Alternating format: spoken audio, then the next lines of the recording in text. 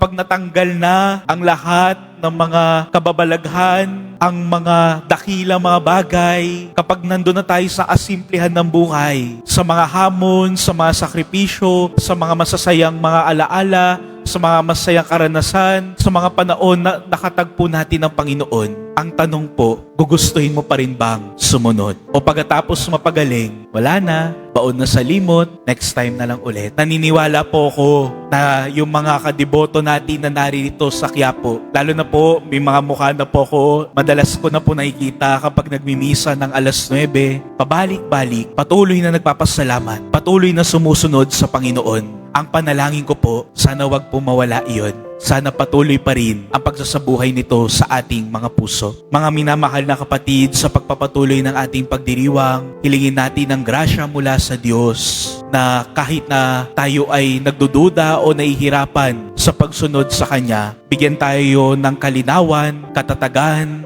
lakas ng loob at pagtitiwala sa Kanya na laging ibigay ang ating oo at sumunod sa Kanyang yapak araw-araw. Amen.